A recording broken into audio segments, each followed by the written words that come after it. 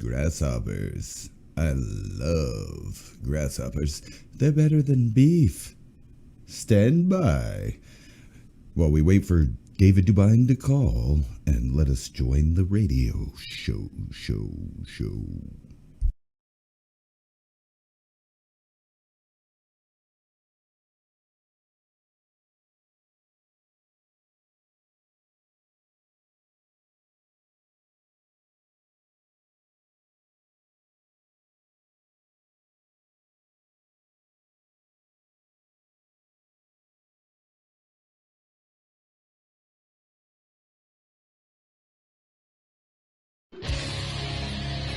We gotta stop them!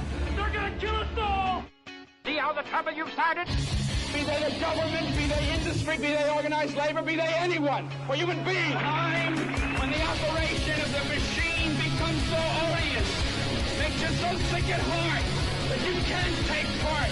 You can't even passively take part. And you've got to put your bodies upon the gears and upon the wheels, upon the levers, upon all the apparatus, and you've got to make it stop. And you've got to indicate to the people who run it, to the people who own it, that unless you're free, the machine will be prevented from working at all. Revolution Radio at freedomslips.com, the #1 listener-supported talk radio station, throwing ourselves upon the gears of the machine.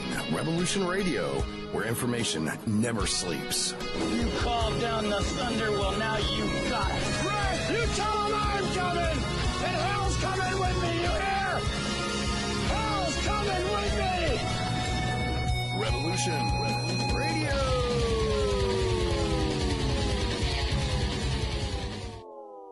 Mini Ice Age Conversations podcast. It's about observing cycles, sharing insights, and solving problems together by combining historical, climate, food, and economic data so you can make informed decisions as we shift into a new era. Here's what was, this is what's coming. Our world is never going back to 2019, so what will the new era look like? And most importantly, what is immediate that will affect the pocketbook and the outlook into next year so we can all get ready? Thank you for joining. I'm your host, David DuByne.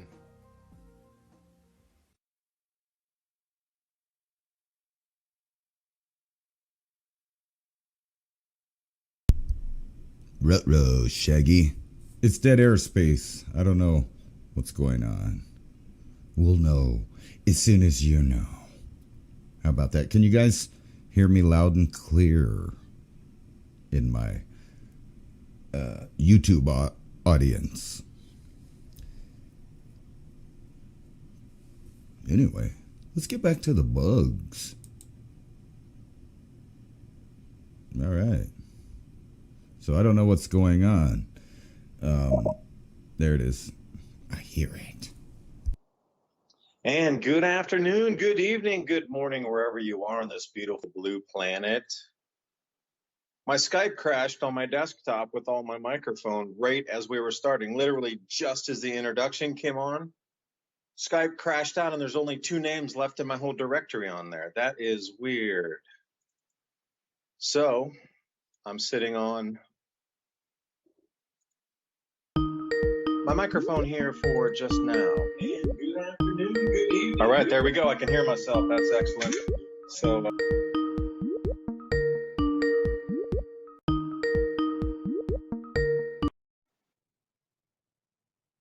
right on zero hedge here. You know, Spanish families are not going to play the game. No, you go cut all the natural gas you want to. Leave us out of it. We're done. We spent enough. We did it. We sacrificed enough. Game over. We are done with this charade. And that's what, I don't know, so many places on the planet, they're starting to, the people and the government that knows they have to follow the people now, that the power is in the people's hands. It's all encompassing, from China with the bank protests to anywhere in South America, Argentina. We see what's going on over in Netherlands, Canada. But now, energy ministers in the, at least in Greece and Spain and Portugal, all said, EU, no. Because the EU wanted to cut 15% of their natural gas. Okay, was it Spain? Portugal and Greece saying, no, we're going to do it. Nope, it was the people. The people were demanding that they didn't do it. And there's so many now, and there's so much momentum behind this thing. Ransom, I'm going to pick your brain because just like last time, central banking, remember back before COVID, 2019, around October, it's crazy, it's coming up at the same time, September, there were like 18 or 19, maybe it was 20, 22 countries, I can't remember the exact number, really high, in the high teens, low 20s, protesting against central banking. And then there was going to be a 25th country, and then there was going to be a 30th country. And remember, there was a lot of hope that we could have changed part of the financial system of people saying, no, that central banks aren't going to take our money. We're going to issue it ourselves, interest-free, backed by metals. And then COVID came. Stopped that in its tracks, 6 feet apart, everybody obeyed. There were no more central bank protests. Nobody was even allowed in a bank because they had closed down for 3 months. That's how far they distanced you from the problem by creating a solution. Look at what would have been the 25th and then the 30th and then the 100th country in the world protesting central banking and how their money was issued. At that point, the politicians start to fall in line because they see now through Sri Lanka what happens when you don't. So it's quickly, they're all stepping in line because the populace is moving to make them step in line. Finally, after how many hundreds or thousands of years, who knows what history is written as. So Ransom, with that being the baseline, that's kind of what the introduction. So 2019 central bank protests, there were going to be 100 of them in the world, and then suddenly COVID stopped it, and we saw how gargantuan a change to stop society, move it, pivot it, and you're not allowed even near a bank for 3 months. You got to lock down that fast, and everybody complied. So then now the whole world's waking up to what the WF's doing and about this giving away the energy and making people's lives worse. I mean, that's it. They're facing like, So now it is at the 30th country already, going into the 40th country. So Ransom, what do you think is going to come to the world to try to derail all these food protests and anti-government sentiment, because inflation's high and wages are decreasing? I think they're getting ready for a super big distraction. And if you've been noticing, all the people of the countries that were in charge of the lockdown are resigning. And then look over in China, they have tanks deployed at the banks. So at the Henan branch, Bank of China, they rolled out tanks. So I think it's about to get really interesting, but you know, it's hard for people to really worry about their money when they're, you know, their wealth is disappearing, but at the same time, you got to eat. And that's how they're going to do it. You're not going to be able to worry about organizing protests against the central banks. They'll be out protesting, where's the food? That's what I see going on right now. And they keep pushing this bug, eat the bugs, right? It's Ransom, better. Yeah. Ransom, you keep cutting out like last week. Is there any way to come closer to the microphone or something? Well, yeah, let me see what I can do, and you can go from there. Are we going to do electronic magic? Awesome. Because you know something's in store. You can feel it. It's all programmed toward September. It's all programmed toward middle of September, into first weeks of October, October surprise, September delivery on the Chicago Board of Trade, or not. Full disruptions. See, everybody's slating for that time. Even all these mainstream news articles coming out are saying September, September, September, September. So I'm wondering what's going to happen, because all these news articles are suddenly a bevy of everything about it's all going to happen in September. So as we roll through this, think about what you're paying for your food. Is anybody happy that they're paying so much more for food, and then you open the box and there's only half as much in there and you paid double for it? It's like 4x really, because you paid double and you only got half the food. Okay, 3x. I'll be in. So anyway, Ransom, do I got you back here?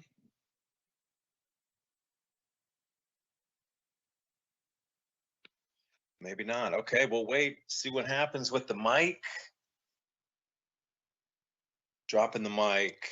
I also heard this is something for those fans of numerology and numbers and cycles. The Jubilee year, September 24th.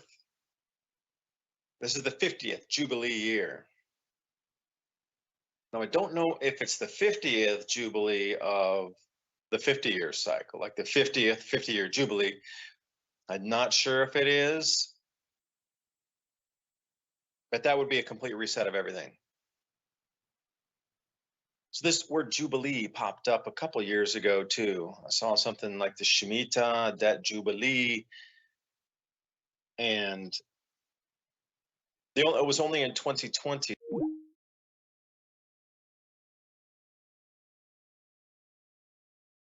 I'm not sure if it is,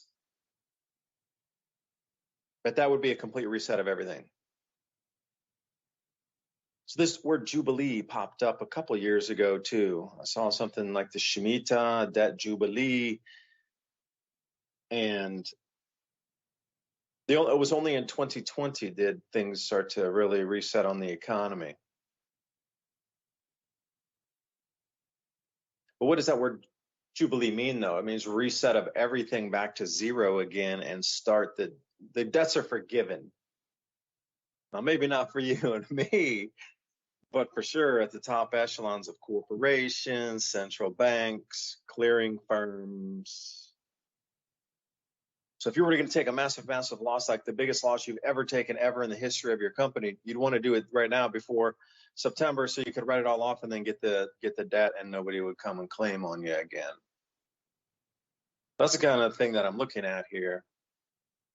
Knowing that they're not going to deliver to the Chicago Mercantile Exchange, the Chicago Board of Trade is not going to be able to facilitate their, it looks like corn deliveries at full need from the public on those contracts. But again, if that's ever, if everything's running up in price that week of the 16th, and then it crashes because prices go too super high and they have to close the exchanges, etc., September 24th would fit in that time frame.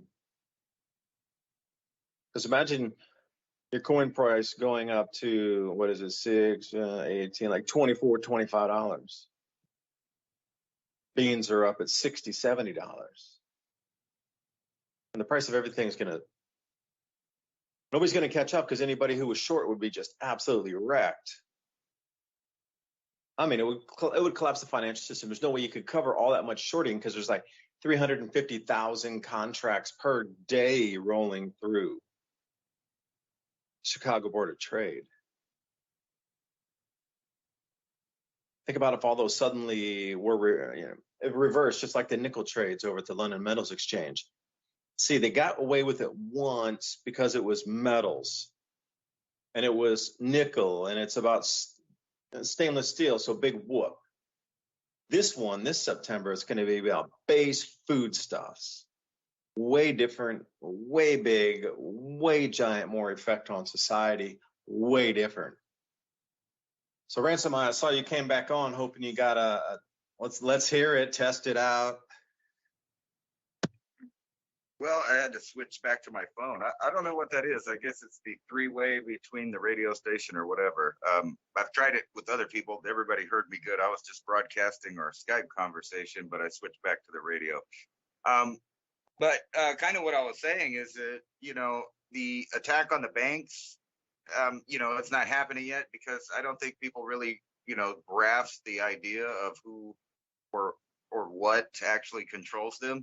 But I thought it very surprising because, China likes to act immediately when something happens. And I was kind of talking about, as you were saying, about all the protests at the central banks. People are going to be so busy protesting about food. They're going to forget about the banks for a little while, at least the masses will. But I thought it ironic that in China right now, they're deploying tanks to the Henan branch of the Bank of China. So that's going all over, the place on social media. They rolled out tanks. They're protecting the bank. So what do you think they think it's about to happen as far as the world monetary system. I think everybody knows that there's this collapse happening, and they keep putting band-aids on it. And I was mentioning that all the people that you could point fingers at, and I kind of predicted this a couple years ago, all the people that you could point fingers at that were in charge of the pandemic lockdown, they're retiring or they're leaving office. Or in the U.S. case, all of a sudden you got a president that's admitted both he has cancer and COVID, and then you got to ask, well, how long did he have cancer? I don't think he just found out the other day, which that's something they hid from the American people, because he is the epitome of an empty suit that does not run anything. We know that he has medications to keep him clear all day. It's almost like a couple years back when people noticed that there was some guy with Hillary Clinton all the time helping her with her medical issues. I know that's supposed to be a conspiracy. However, he's on videotape, giving her a shot, and no telling what those drugs were for or what they were. But it seems to be the same thing with this one. And it makes me wonder how long they've been doing this to the executive figurehead.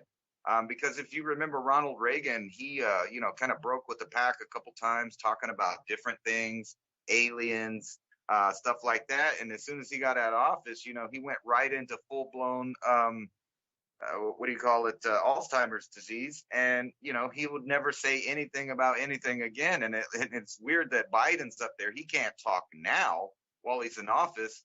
And he kind of blurted out, what was it, yesterday or the day before, that he has cancer.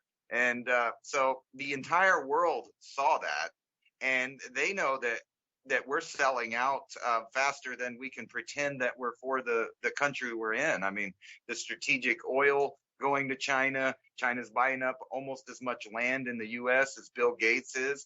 Between all of the billionaires and foreign countries, there's not much left to partition out in the U.S. And then ironically, when he was talking about having cancer, he was breaking ground on a windmill facility, right, that they're going to put up in, I think it was New Jersey. And they tore down a coal power plant to put up windmills. And I know the debate there. So they're not even pretending anymore to try to keep it together. So what you're seeing is a complete collapse of the Western world. And it seems to be that the United States is their main target. But in the back of the news, they're not really talking about this new Brinks. I really think this is going to be a major thing compared to before.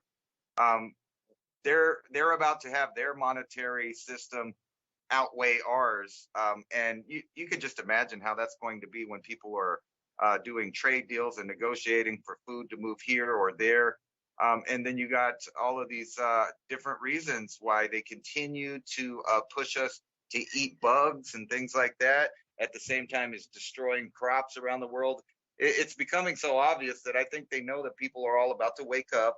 And I think you will see some minor protests against the banks, but I don't think as many people realize that they're the enemy, so to speak. I'm not calling the bank the enemy, so I don't get a midnight knock on the door from the secret police, but they are the focal point of the financial systems. And in China, they didn't hesitate to break out military hardware to protect the bank when no one was even threatening it to any degree yet. So I think you might see some stuff like that going on around in Europe right now, in the farmers revolting, which really it comes down to there's only really three kinds of genuine monetary systems on the planet. There always has been. That's gold, food, and human resource, the human power.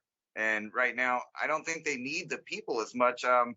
I don't know if you saw this, but at the World Economic Forum, they had a guest, Jane Goodall, the study that studies, the apes forever. And she was talking about how they really need to get the population down to back the way it was in the 1500s. So if you want to imagine what that was like as far as people on the earth, that's their goal. And this Georgia Guidestone thing is just the tip of the iceberg for them to show you that, yeah, we're doing it, that it's happening. Yeah, you hit it on the head there, Ransom. They don't need us, but we need each other. But when we come together to help each other, we don't need them. You see, I did this story today on my video about the gift economy. It's sort of like human resources, what you're talking about. But they were talking, there's three classes of economy. So you have the regular economy, as we do now. But if there's a breakdown and a grid down, what you consider the barter economy only works for so long, because if you're in a small community, everybody's rebartering the same things again. And eventually, unless they can get outside it, group or whatnot, they're not going to be able to trade that item off. So in the gifting economy, it's more like everybody works together because they need to help each other. So everybody works in the garden, and it's about everybody working, doing something and not staying idle. Even the kids, if they got to shuck beans or whatever, sewing, repairs on clothes, whatever it is, for a community like that. It's a community way to think, instead of, everybody chips in to dig the irrigation canal because it brings water to the whole community, whether it be agricultural or cooking or bathing. So everybody's in on it. Everybody's going to help because the water is going to come to the place. But it's thinking like that about everything. After a grid down, yes, there'll still be the barter and still the what kind of economy will that be? Underground economy. Traditional fiat won't work so well, or if at all. But there's been in history, and I tried to disprove this. In the article, it said there's never been a verified full barter economy that we would consider sticking in the history books. Ever once. And I was like, no, it had to be at least once. Yeah, but you need to go back to like 4,500 years ago. So even since that time, it's always been something monetary, which, you and me talk about cycles. So if it seemed to have started, let's round it down to 4,500 years ago, that what we understand as money has been here either in the form of an economy or barter. And there had to have been some episodes in there of what we know as the gift economy, like a Native American village working together. And they might overproduce and trade with somewhere else, but they all were a cohesive unit for survival.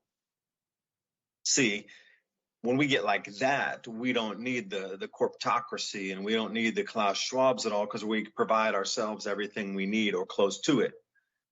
So they're irrelevant. We don't need any sort of overseer. The government bureaucracy would be bloated by 99.99999 too many people. At that point. So yeah, I get to, they don't need us anymore, right? Because they might bring robots in, but as soon as we unite as humanity and start working together in that, what is called more of a gift culture blended with a barter culture, then we really start taking some autonomy back. But there has to be communication still, so you know what's going on around it. Or if we go back to the 1500s, we're nothing more than serfs. When did that kind of end? 1760, somewhere around there. In the 1500s, right when they came in, that was the next grand solar minimum. The Maunder minimum started right after that. So then society shifted again. That's interesting too, that way you said that. 1500s, yeah. And then boom, they shifted again.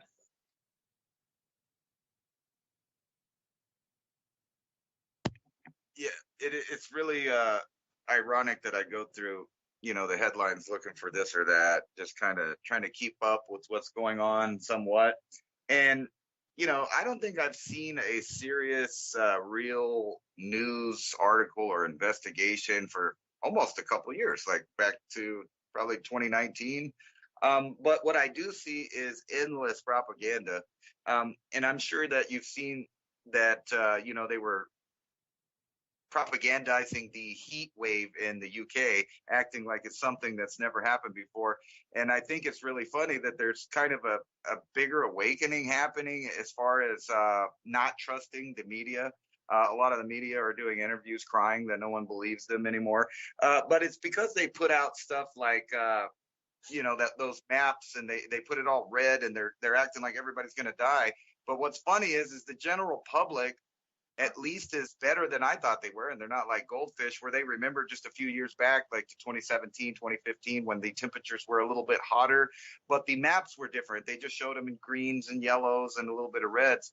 But they're trying to act like the same normal summer that they've had many times is, it's going to kill everybody. And it's funny that the public themselves are starting to backlash by posting then and now photos of the way that they portray things. And then you can just go through the headlines, and it's nothing but the Earth's dying, it's your fault.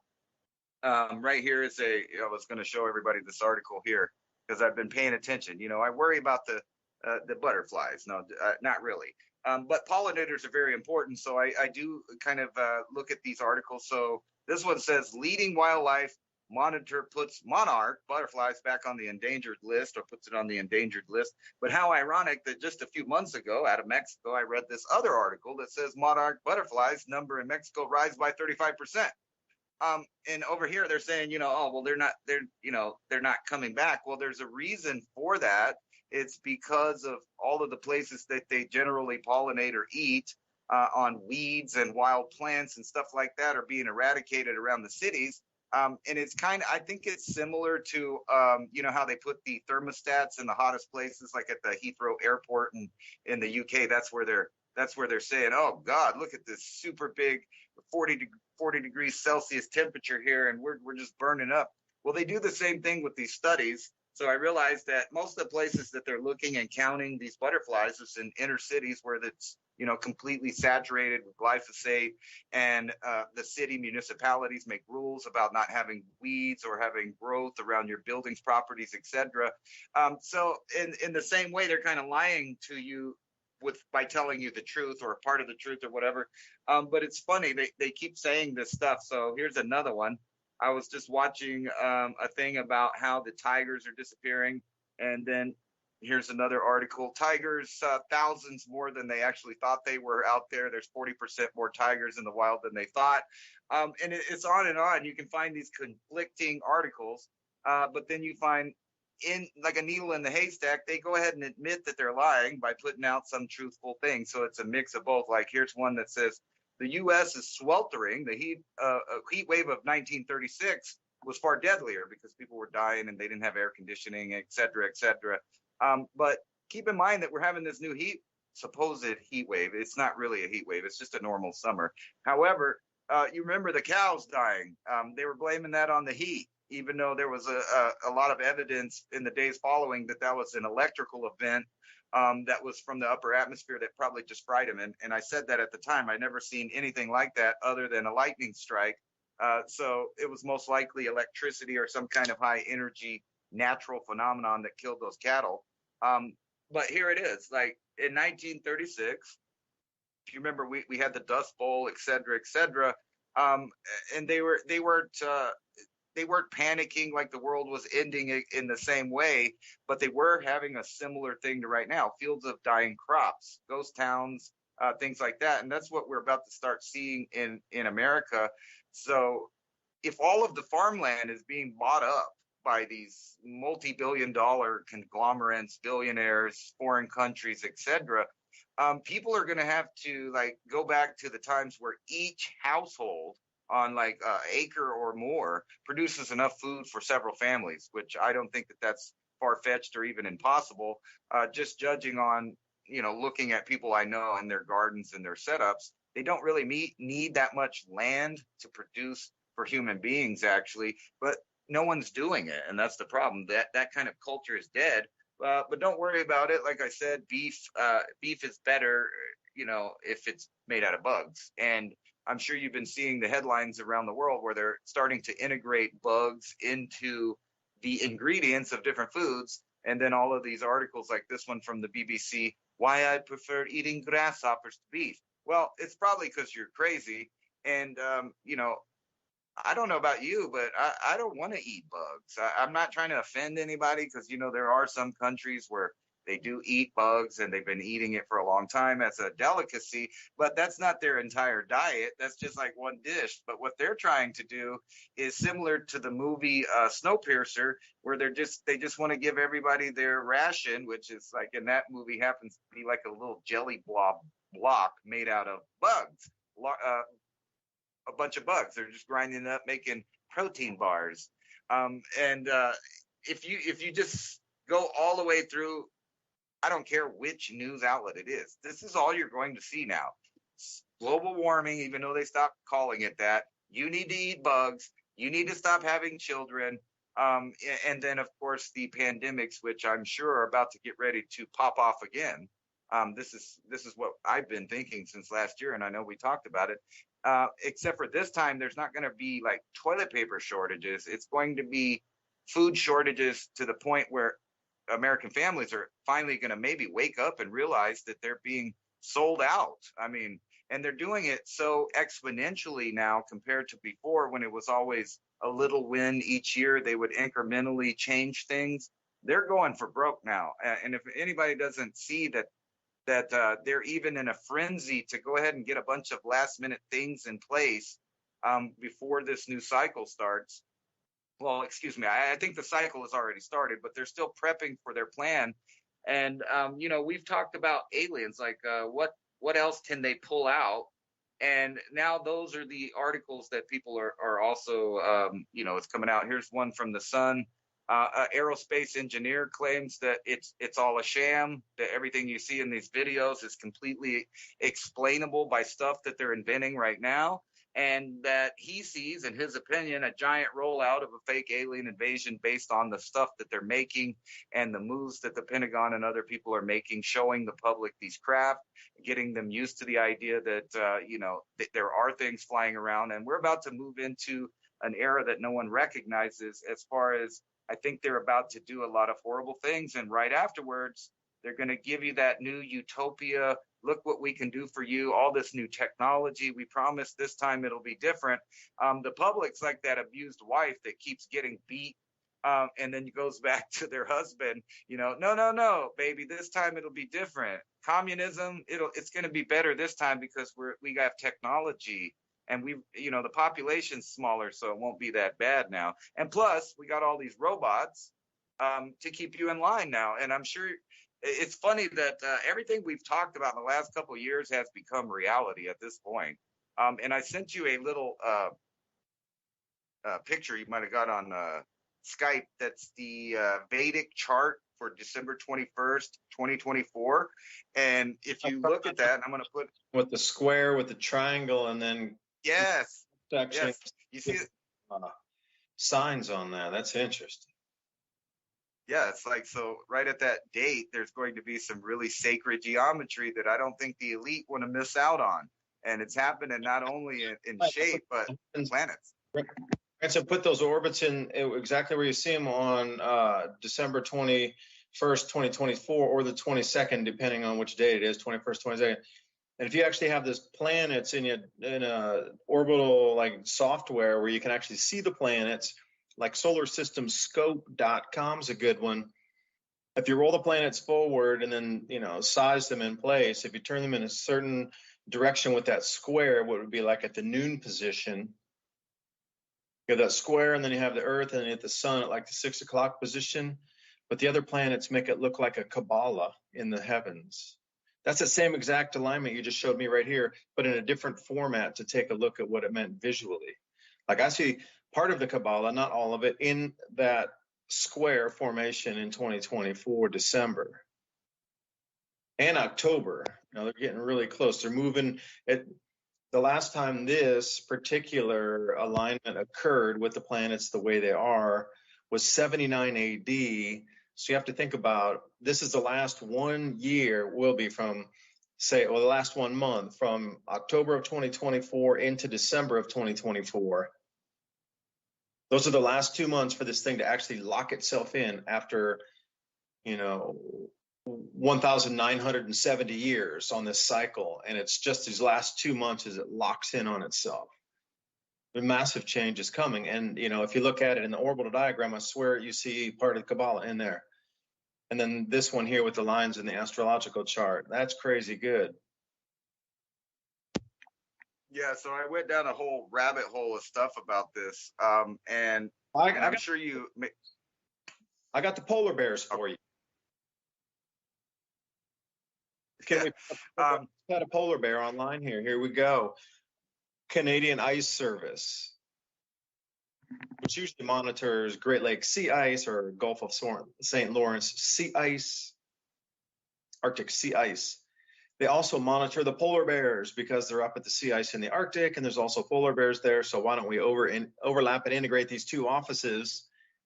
So it's difficult to find anything about polar bears, about Canada census. You got to use, like, if you say how many polar bears are there, well, they're going to give you a rough number. But if you say Canadian Ice Service polar bear census, year 2016, year 2017, year 2018, they do a background couple chapters in there, and they tell you about the poor little polar bear.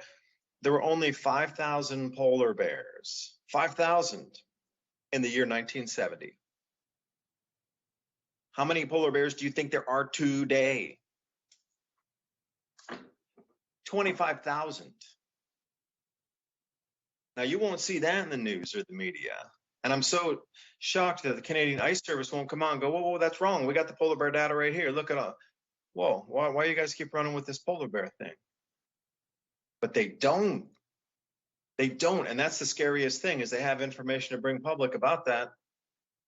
That's like everybody's saying, no, the world's population is 25 billion, and you're doing it today. Go, no, there's actually only like 7.9 billion people. Here's the data, but the news is saying 25 billion people. So that's another way that they, I guess, hide the truth, mask the truth. But Ransom, I know you have a computer there, and I was hoping you could go to Dr. Roy Spencer, drroyspencer.com. And they should have this month's latest lower tropospheric temperatures on the global averages over the last 40 years. So we can see where we sit on the line of heating right now, because it seems exceptionally warm by most people's news feeds. So Dr. Roy Spencer is University of Alabama, Huntsville version 6, I do believe, for the measurements in the lower tropospheric temperatures using satellite readings. And each subsequent version, the algorithm gets better and more resolution and easier, smaller spaces to target for heating or cooling or whatever temperature is there. So Ransom, what does Dr. Roy Spencer say on his site there for this month's? This is the last 40 years of temperature. What does it say? I think it's just 1979 the chart starts. What did you, which one do I click on here? I see I'm on the website. There's several. Yeah. Oh, let's go together. And everybody should follow with this, because thank you, Ransom, for doing that. So let's do it together so everybody can find the information, so you know that we're not trying to pull a fast one on you. Can you spell that? Doctor, that's like a DR, and then ROY, and Spencer, SPENCER. And this is some of the best information you can find from an unbiased source on the web here. And then you just scroll down, and they have the CO2 temperatures at Mount, or not temperatures, excuse me, but the carbon dioxide concentrations at Mauna Loa. And then they show the dips for Mount Pinatubo and El Chinchon. Now I'm saying Tonga is also going to make another dip. So how are they going to run with the Tonga ash eruption to explain cooling, even though CO2 will continue to increase? The Southern Hemisphere is going to get a year without a summer-ish light version down there. So what's going to happen then? Oh, Ransom, we need to scroll down like 3 or 4 posts, and then it says UAH global temperature update, June 2022. Where's the July 2022? Because he does this every single month. All right, well, look at June. So it couldn't change that much in a single year, a single month on a 40-year average. So, 0.6 of 1 degree above the moving average since 1979. Now, the way the media would have you believe it, it's 6 degrees warmer. And you got to put that. That's a 0.06 degrees Celsius cooler than the average from 1979 to present. How is that even possible? It's not even 1/10 of the degree. They're doing all this stuff to limit cooling to 2 degrees, 2 full degrees. So if you would not mind if I do some math here, that's 0.006. Let me do this. 2 divided by 0.06 equals, well, that's crazy.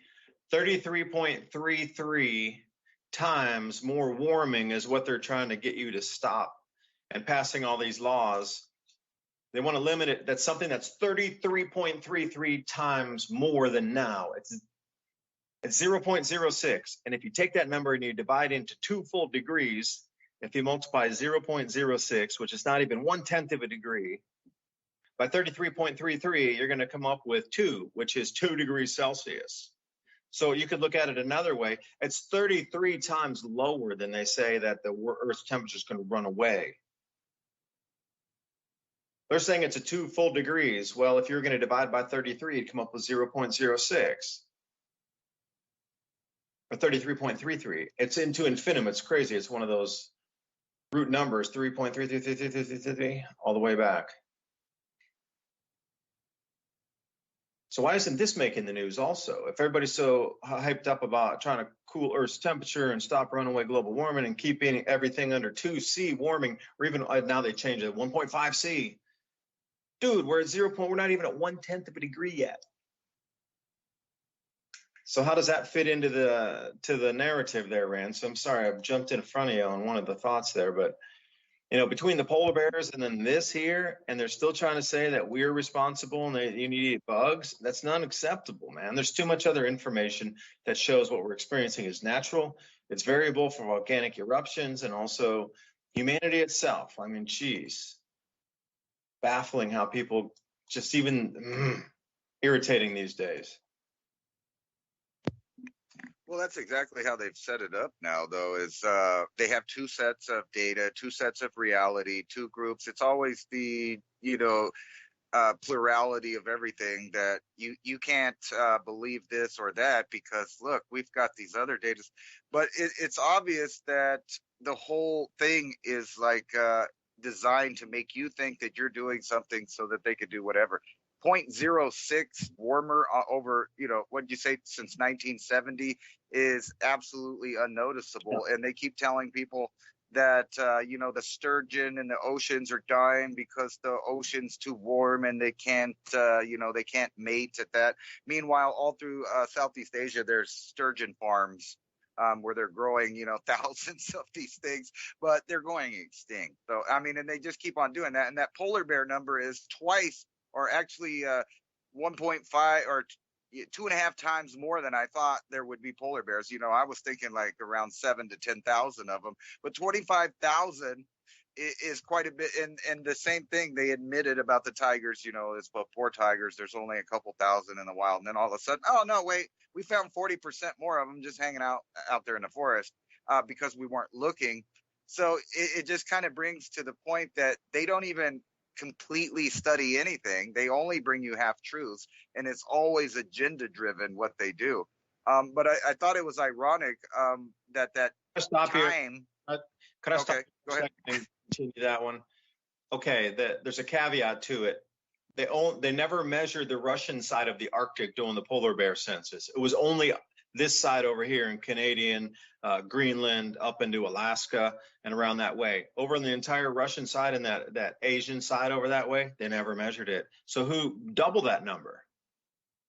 That was a caveat I forgot to say. They only measured half of the Arctic and they found 25,000 polar bears on only half of the Arctic. So excuse me for jumping in, but I had to clarify that. Right. So obviously there's probably even more out there. And that's what's funny is with the tiger thing, too. They were only counting tigers that were in certain areas in China and India and were leaving out the vast majority of the numbers in Siberia. And it just goes to show you that everything is agenda driven and half truths of propaganda. And I thought it was a really weird thing. So kind of back to where I was going with this sacred geometry in the Vedic astrology of that date that you picked out, 2024, because of the planet's alignment and stuff. It kind of led me to this other thing, and I'm sure you're aware of the paper that associates lifespans with the number of sunspots for the time period that you were being created, like maybe the 9 months you were in utero and right at your birth. There's a direct correlation that people have found with your lifespan and how many sunspots were there that year that your genetics were forming, basically, is what I gathered from it. So I start looking through this chart, and here I'm going to put it up for everybody, of the years with low. Cool concept. Energetic, yeah, your energy signature would be locked into you. Right. Let me see here. Let me fix this. But I started noticing a pattern of events that happened shortly after the years with the lowest sunspots. So let me see if I can find this and put it up here. Pull me in. Give me something happy. Low sunspot man. Right. Low sunspot pattern. I'm going to give you a new name. Well, all right, let's see here. Yeah, my technology's messing with me here. I think this is it here. No. Here, give me a second. My computer just crashed, but I'll get back to that. Sent me here because when you're looking at the zodiac signs around the 12 different, what we consider zodiacs that spin around the North Star here. And by the way, that's a 25,750-year cycle as we transit 1 degree every year, 72, 1 degree. And it's a 1 degree every 72 years. So it'll go all the way around that. We're talking, multiple tens of thousands of years. Okay, here it is. So if we get into a geophysical pole shift, but this is interesting. That square, there's too many intersections with a pyramid and a square inside, like a pyramid, again, on a 3D side, if you're going to look at Meteron's cube, similar. That's crazy. Thanks for sending that. Yeah, you see the sacred geometry, and it makes you wonder when that lines up exactly, because if you see in the middle, there's an asterisk of the lines crossing, plus the square and the triangle in the square, which a lot of people know that's a big deal in the esoteric world. But back to this sunspot thing. So I'm sure you know that in 2019, 2020, there were really small number of sunspots. So if you were to, add the idea in that all the babies born between 2019 and 2020, 2021, right in there, those are going to be some seriously long lifespan children. And then you look at the recent events that happened right after that. But I decided to go back in time, go look. My grandma was born in 1933. So you can go on this graph right here that shows you the maxes and the minimums of the sun. And it shows you how many, say if you were born in 1912, there was only 3.6, what they're putting for the number as sunspots. And in 1913, 1.4, and in 1914, 9.6. So you can see that they're really low. But then in the next couple of years, by 1917, there's a solar max, and you get 103 sunspots. And if you know what's going on at that time, we're talking about World War I, all kinds of stuff. So skip forward to the kids born right before World War II. Let me find 33 here. Here it is. So 1932, there's only 11. In 1933, there's only 5. They put 5.6. So the mid 30s here, let's say 1931 to 1936. And remember, all these kids that are being born in this time, what happens right after that is World War II. So a big reduction in population there. And this seems to be the pattern overall, that every time that there's years where children are born that are probably going to live an extended lifespan, there's some kind of big population reduction right afterwards. So 2019 and 2020 would be no different because there wasn't that many sunspots. So most of the children that were being born are going to live a long time. Now, I'm not saying that they went around and killed the children, but what they did is they changed the environment that those children would be growing up into growing up into nothing but negativity. These are the kids that are going to grow the longest if they don't die from what's going on in the world. They'll be completely, pack filled with negative things that they saw through their childhood.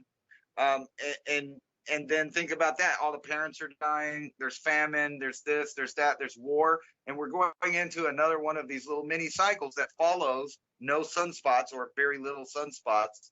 And I kind of wanted to get your take on that, because we talk a lot about these giant cycles and how long have the elite or whoever's been running the planet actually been in control of the events on Earth. But if they knew this kind of information, you could plan and plot when your children are born and how long they're going to live. But not only that, you could plan and plot when your great-grandchildren are born. And think about this. What if some of the people on Earth only mated with other people that were born in their age range, and they waited to have children to these time periods, and then each generation is only the one with the least amount of sunspots.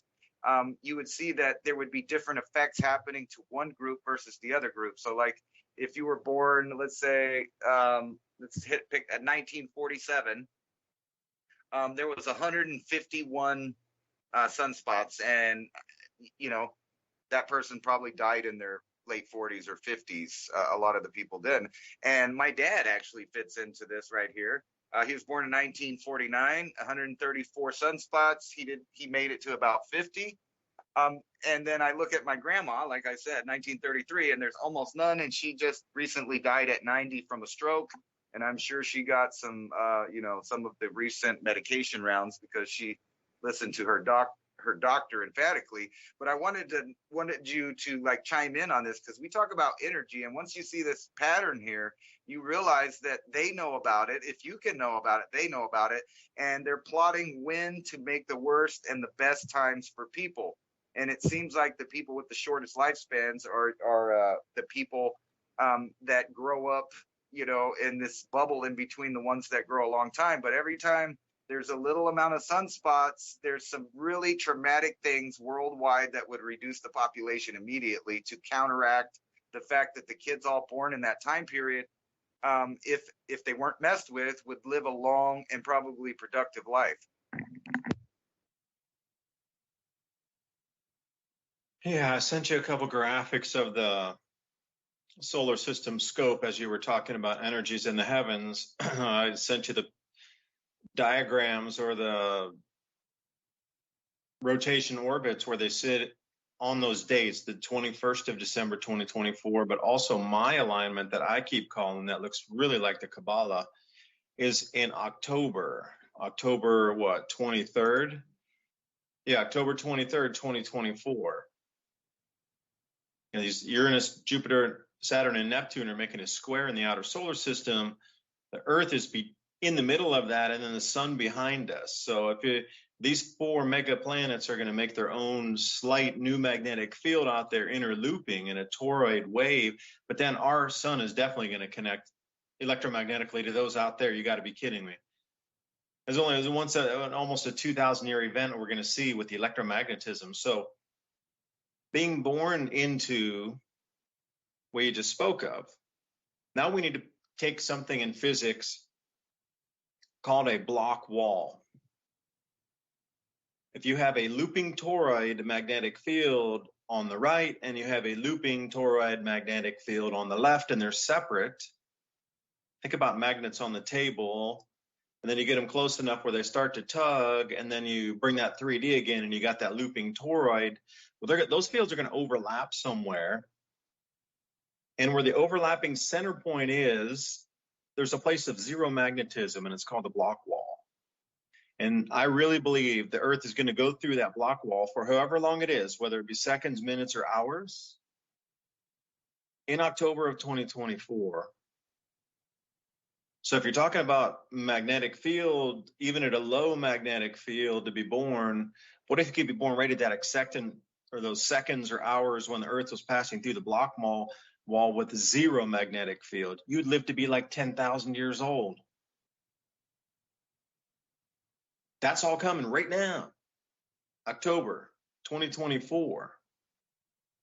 And then Ransom, was just interesting. You sent me that December 21st, 2024. And I was on Solar System Scope while you were talking, because I have it on my desktop. And I just spun up those dates and screen grabbed it and sent it to you, so you can see exactly where Eris would be in Ceres. But if you really look at it, you're going to see the Kabbalah in it, because it's both of those things as a square, one at the head, Earth in the center, sun at that navel position, and then right behind it, just Venus. Although it's not exactly straight behind, but at least 5 of the elements, let's see, 1, 2, 3, 4, 5, 6, at least 7 of the elements are there in the perfect position. Maybe not 100 of them, all 9, but 7 are right there. That doesn't happen often. So that's kind of my answer to you. Imagine if you could be born in the block wall. and then see what would happen from there.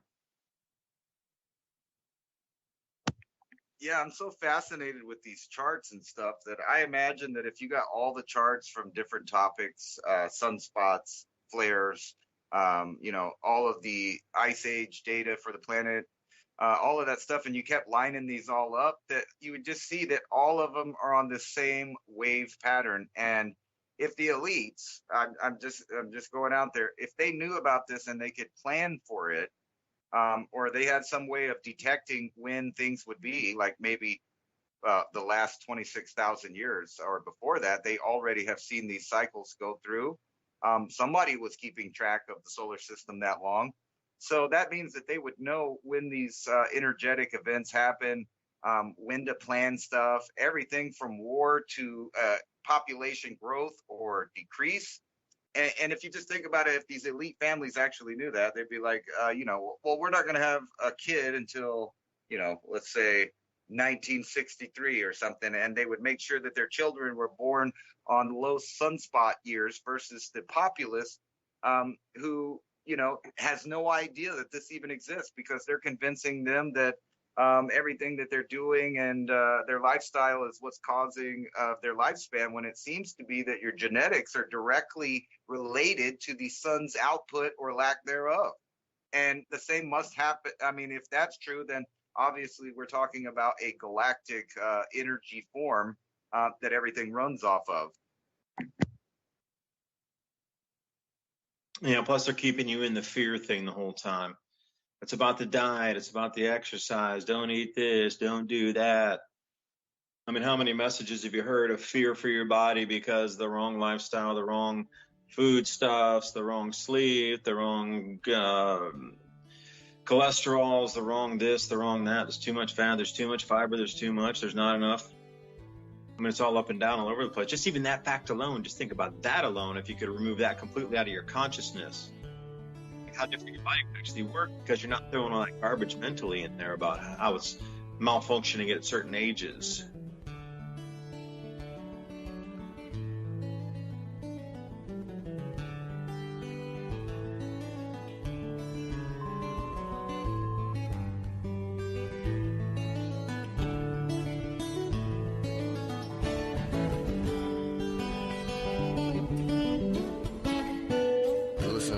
Radio at freedomslips.com, and we'll be right back after this message.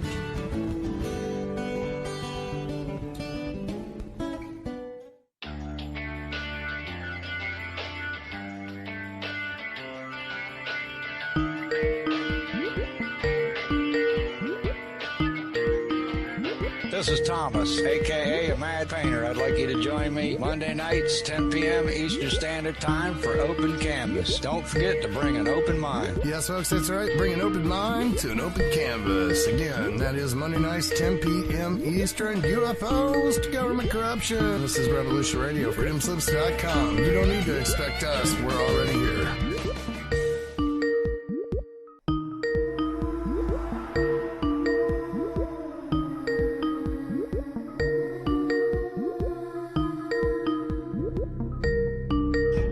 Interested in the paranormal, murder mystery, real natural law? You enjoy interviews with amazing guests? Then join Crypt Rick every Monday night, 6 p.m. Eastern Standard Time, right here on Revolution Radio. Studio A, freedomslips.com. Crypt Ricks, I've been thinking. Welcome to the Crypt.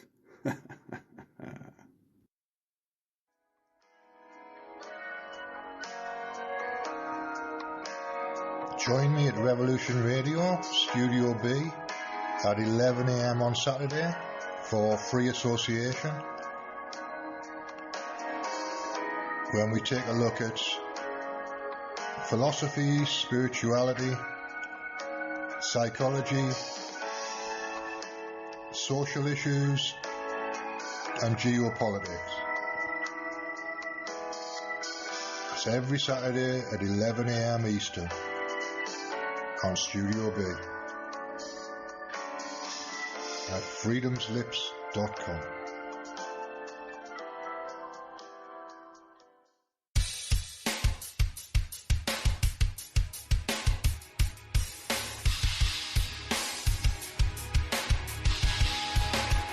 Enter into a world unseen on Raven Star's Witching Hour. You will encounter eclectic topics from the realm of spirit brought into our matrix of truth. With your host, the Solaris Blue Raven. Solaris will bring you an array of unique guests covering topics from ghostly spirits to amazing anomalies, covert technology, UFOs, and shadowy global events. And that's right here at Revolution Radio, freedomslips.com, Saturdays, midnight till 2 a.m. Eastern Time. Revolution Radio, where information never sleeps. Let the magic rise.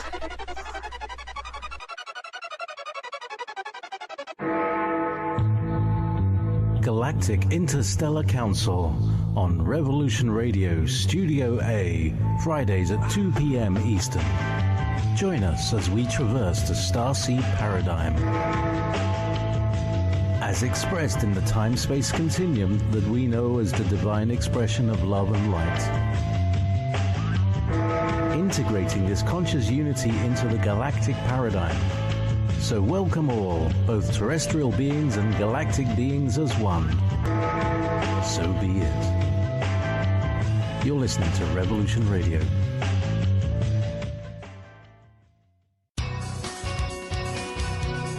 Thank you for listening to Revolution Radio at freedomslips.com. Any commercial advertising you may hear in this program is of the sole discretion and benefit of the host of whose program you are listening to. Revolution Radio does not endorse any commercial products, nor does it accept monetary compensation for on-air advertising of commercial products, nor will it ever. We are and shall remain 100% listener supported. Any product advertising on this program are considered used at buyer risk, and Revolution Radio shall not be held liable for any claims or damages received from any product advertised within this program. Revolution Radio, where information never sleeps.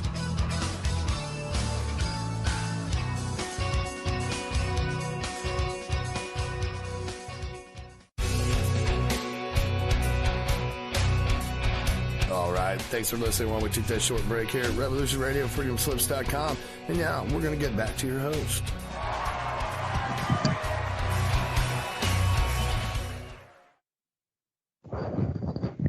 And welcome back for the second hour of Mini Ice Age Conversations. Or should I say that differently?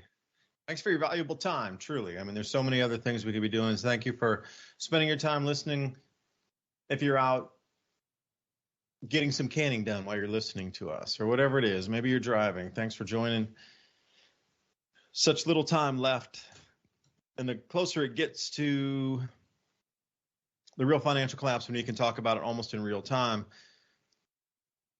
you know, that value, they're going to start censoring that sort of information. When I say they, I am talking about the major mainstream news media, the websites, the Google advertising, YouTube, all these types of venues, the Twitter and the Facebooks.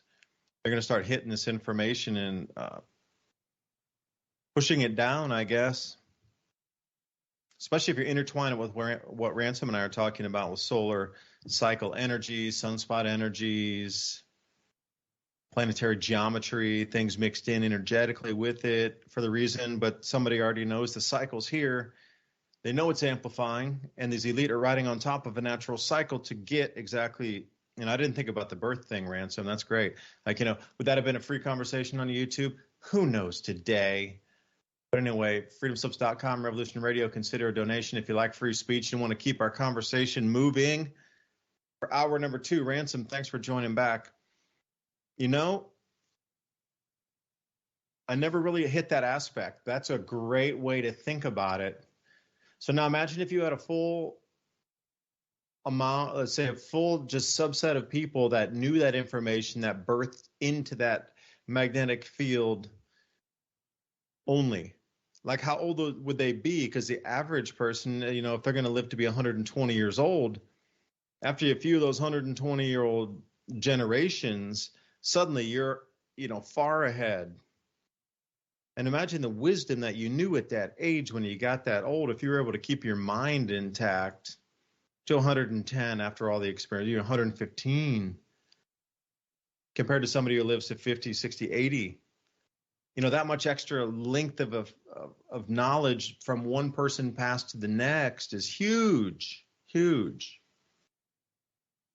So what if it's been like that for the last 6,000 years from the Mesopotamians and Sumerians, that they only gave birth in those magnetically low times? And as you go through not just this 1,970 year alignment we're coming into in October and December of 2024. Well, what about other mini alignments in that? A 500-year alignment, a 500-year low magnetic field anomaly or event. Let's use it for that word because they're mappable, they're on cycles. So imagine if you only gave birth during those giant periods, and imagine if you did give birth at this point where we're coming into a literally no magnetic field like that. Whoever was born at that time, they would literally live to be 1,000 years old. Okay, according to what you're talking about, the low sunspot count and the birth years and the length of life because of that. Then, think about some of these comets that would come in. Like Comet Ison was a good one back in 2015, 14. Comet Ison, ISON. It was super bright, and imagine if you could find comets coming in on orbits as well, and there's energy associated with those. At certain times of the moon, like a new moon with the comet coming in at perihelion on the new moon or something like this. And everything, the planets were lining, and Saturn was out there, and Jupiter was as well, tugging magnetically. And we're in a solar minimum. And imagine adding all those different factors on top. Like you can twist that Rubik's Cube as many ways as you want to go with cycles and magnetic effects from different heavenly bodies. That's an art form in itself to figure that out.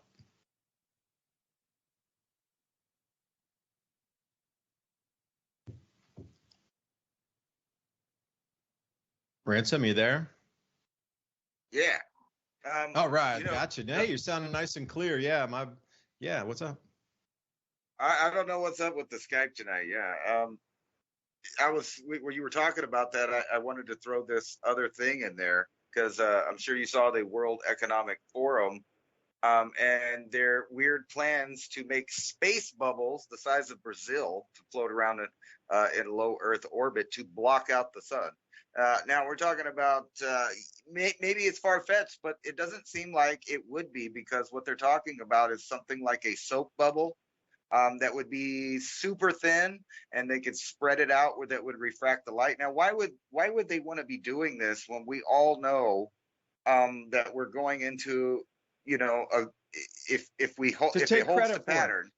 To take credit for it, that they cooled the planet, not a natural cycle. You see, that's what I mean. They're going to put that up, pretend they did. They won't, because it's just fanciful fantasy, but they'll take credit for doing that right on top of this natural cycle. That's what I mean.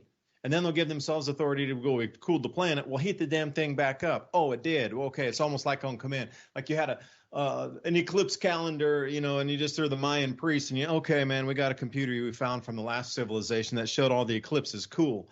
We just celebrate each one and people will worship up. Well, it's the exact same thing right now. Damn, that's interesting.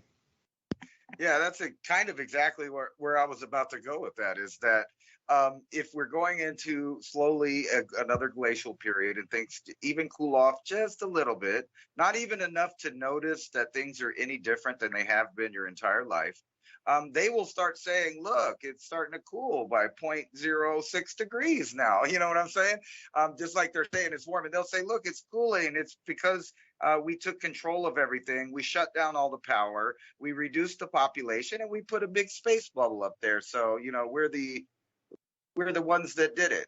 But they don't even have to do it. They can just take credit for it, because how would you or I actually know that they put an ultra thin bubble up in space that floats around? It sounds like nonsense to me, However, I think they could maybe possibly put something up there that made people think that they were doing something, which brings us back to these other ideas that they're showing they can. They have the ability now to pull off some of the biggest illusions ever for people to see, not only in the propaganda realm but also the technological realm. And I sent you that little video. I don't know if you saw it on Telegram or anyway. It was my last video that I put up on YouTube that shows a working little robot dog with a nice. Oh yeah, that's assault rifle. crazy. Right. And that, just like everything else that we've talked about, we kind of called that. And I said, yeah, wait till they put a real gun on one of those. And now they're openly doing it. They're not even hiding the fact that they can do these things. And I think that's because they are really, really confident, and they think that they are going to pull off the reset without a hitch. I don't think it's going to happen that way, because like you and I know, the sun is actually what controls everything. So if the sun decided to spit out something, or enough energy built up in the Earth's mantle and core and whatever, we start having earthquakes and volcanoes. We have a shrinking magnetic field. They don't know, I think, to the degree that they think they do, what can happen with all of these different variations of factors going on. And I really believe that they know some of it. And I think they're preparing to let go of the West Coast. This is something I've thought for a really long time, that they know the cycles, and they know, what pops when it does and how long in between, to a good degree, that they're pretty sure that something in the Cascadian subduction zone, or one of the famous volcanoes that are around on the the West Coast, are going to pop, and it's going to change everything forever in the Northern Hemisphere. Not unlike what you were saying about the Tonga thing, is going to have repercussions that they're not even telling you about. The amount of water just by itself, I'm not even talking about the sediment that might have went up in the atmosphere, but just the water going up in the atmosphere in the Southern Hemisphere has obviously been bouncing light back and forth, or diminishing the light that comes down to the Earth there. So necessarily there's going to be a degree of cooling in connection with that, I would think. And I just read this paper, and I forgot where it was at, but I was going to put it up for you guys, about a unexpected out of the cycle solar let me see, I got tongue tied, and a coronal mass ejection, excuse me, that wasn't in the solar cycle to happen then. That happened about 9,200 years ago, and they're finding the remnants of it in the ice pack. So what that tells everyone is that any minute, out of schedule, out of the cycle, the sun could burp our way and set everything back. And that might have been what happened actually 9,000 years ago, right after the Hunger Dryas happened. It seems that there were several catastrophes all happening within a 5,000-year period there that just kept setting us back. And then we had this nice little, 6 to 4,000 years of really nothing, right? I mean, small volcanoes, things like that you can look back in history and talk about, but nothing on a planet-changing scale. And I think we're about to see that, and I think they know that, and that's why they're coming up with these nonsensical plans, like you said, to take credit for any scenario that might happen, because they know the cycles, so they know there's going to be a scenario. Which one, I don't think they know yet. That's why they have all their aces up their sleeves for war, famine, alien invasion, whatever. But they don't have to do any of that if one single good big natural disaster happens in the Northern Hemisphere. They can just reset then, and then they won't be blamed for all the things they've been doing. And on the smaller scale, like I said, all of these people that were in charge of the governments the last couple of years are disappearing. They're all retiring. And then you go back, and we were talking about a couple of years ago about the amount of billionaires leaving and the amount of CEOs quitting their positions. All of this is a very big pattern that's right in your face, that everybody's scrambling to find their wealth or find their position or find, how to survive something that's about to happen. And it seems to be imminent because of the amount of positioning that they're doing and the escalated amount of it. And I think that sign right there in China, where the tanks rolled up to the banks, is a good indication about what's about to happen worldwide this winter, next summer, for the foreseeable next couple of years, I think. And it leads us to that point in 2024, which, it may or may not be connected, but it really does seem with that when you see a pattern, it's not an accident. It's not a coincidence. I found that through my life, that when I see a pattern, it's rarely ever just a coincidence. Yeah, tanks rolling up. Can you imagine that? And when you did mention in the beginning, that is only a couple places. There's actually about 7 different areas of the country, different provinces as well, because Anhui was another one, and then Shenzhen area, and that's in Guangdong. So it did seem that it was stretching across, and then the Henan and Hunan and the other areas. It's not going to be long before it shifts everywhere. But here's the thing. Like, there's only so many tanks any one country has, or so many armed guards in an army, or even police and soldier and ATF and everybody combined in. There's only so many of them. So even if you took them all and then you spread them out evenly across all the banks across all the U.S., there'd be like 2 for each bank in the U.S. You got to think how many physical bank buildings and that sort of thing there are, or investment houses, investment offices, and you could, insurance, anything insurance, there's lots of places, right?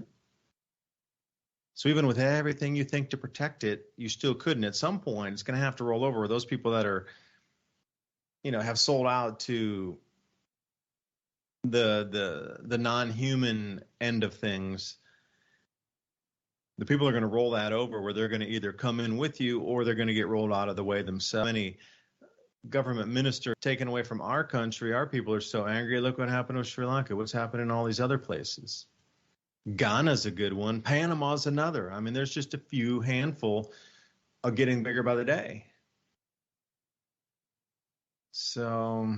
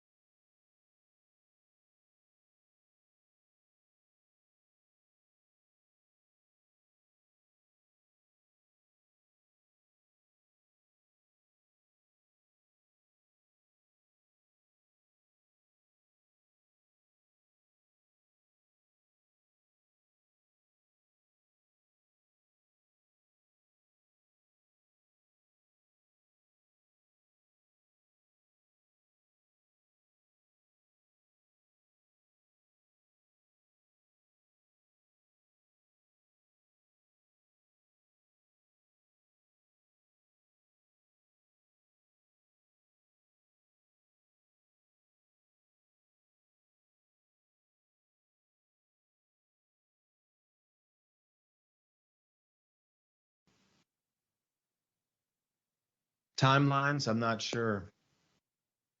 Well, But yeah, I mean, eventually, there's not going to be enough tanks and people standing there with guns, because they're going to be so many people. If the populace truly woke up, that's what I'm saying. They're right on people out and mowing them down. Guess what? There's no conscience. They're not going to get hungry. And the question I have, though, is because you and I know that all of these new electronic waves of things like auto cars, electric cars, et cetera, et cetera, et cetera, they keep acting like they're green, but they're not. They all run off of petroleum in some way or shape or form, or coal or natural gas or something to charge these batteries. So in the near future, I wouldn't see that it would be too far-fetched for lots of countries to start nationalizing in a communist way their resources, so that the petroleum energy that's produced will go to charging their new forces, their new robotic forces, because that's all they have to do. And the way that these things are becoming made is very cheap. Yeah, they would have to keep charging all these batteries, but not only that, these little critters they could put them on a assembly line and start making them where, the battery doesn't even need to last more than a couple days for the thing to accomplish its goal. So these are basically we've reached a point where our technology allows us to have millions of little disposable soldiers with no conscience that are not going to say no. And, like I said, I don't think that they can control it all the way. I think this is their plans. But what happens if we really do get a burp from the sun? They would have to have these things hidden back in caverns and different things to roll out afterwards, right? And then they would be the only electronic device working, is these little robots. And how fast do you think people would bow down to it after the people that are offering the food are also the people that are in control of the robots? And it puts this, just like you always mention that movie Elysium, that's almost exactly what happened. They kind of just trashed the bottom planet, and nothing was really working. But you saw they left a lot of robotic policing behind, while the elite lived behind up in their little oasis away from everyone else.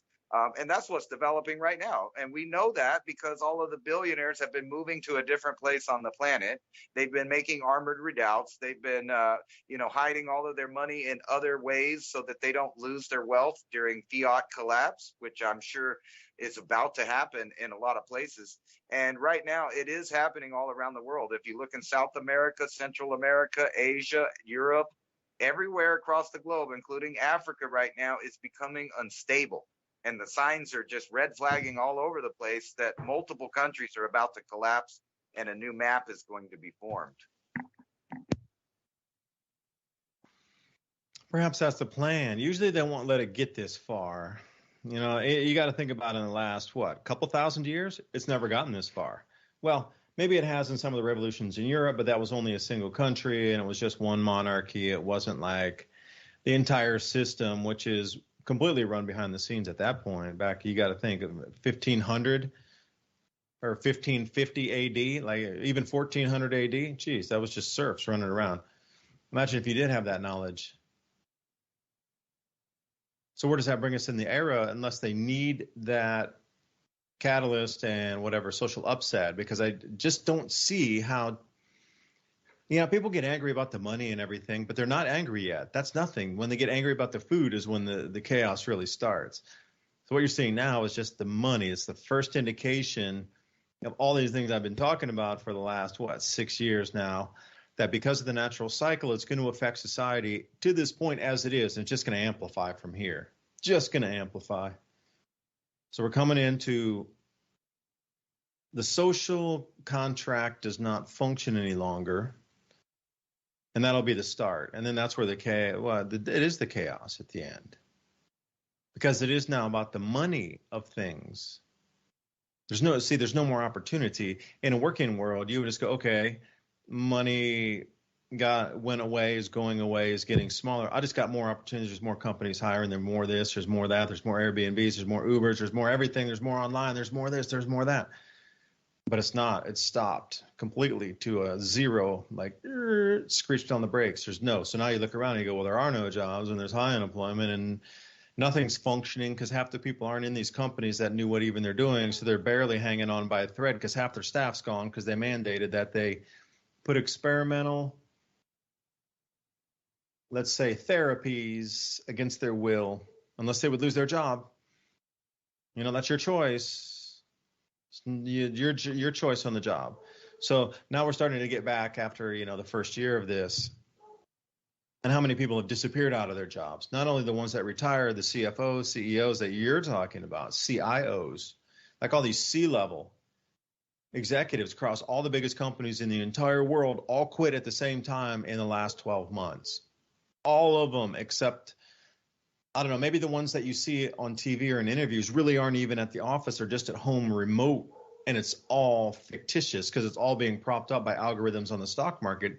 So even if it all, it's really, you can take it a million different ways here. But the takeaway is this is only about the money they're arguing for and getting angry now. That's it, simply the money and not availability of opportunity to make more money or have these jobs. That's it. Wait till they take the food away. Then what? See, and then, okay, so that's subset A of information. But subset B, you need to blend that together. Do the elite need this chaos to fulfill an agenda or move a certain direction? And then what would that be? So you know that where we're going with the money is going to spark into the food thing. They're going to overlap. It's not going to be like one and then there's a break and then the next starts up. These are going to overlap in the next 2 months, 3 months. September 16th, Yeah, to the first week of October. From now to the first week of October, you're going to get this money thing. They're going to turn the gas back off in Europe, and that's going to be the catalyst for all the for everything to collapse out of the stock market. Today they said to turn it back on, give it a few days. Everybody's going to take mad money out of the market right now because it seems like they crashed the crypto market on purpose. And then suddenly it's running up with all the good news of the bond buys, and they're sure that the ECB is only going to raise 0.5 percentage point, and everything's up for now. For this weekend, I bet crypto's going to run. They're going to scam and scrape all that money, and then in collusion crash the markets coming up in the next no longer than 7 days. Like by the end of next week, when we have this conversation again, this will be tomorrow. They're still running the weekend, and then we have all next week, and they're going to pull the plug here pretty soon on this, where it's going to be a drop off a cliff.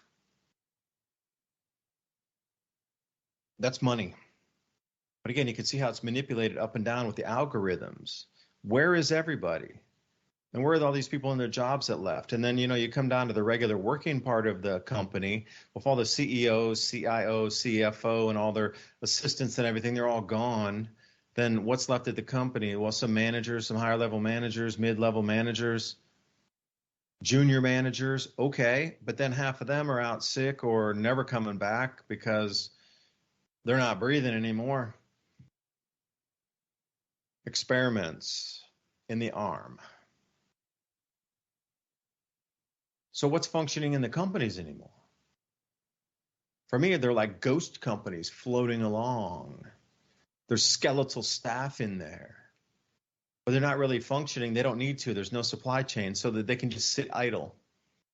Like everything's been brought to idle. And if you look at maritime law and how that would encompass all of this, the cargo exchange, bringing the ships to idle, slowing down, heading into port, need a tug.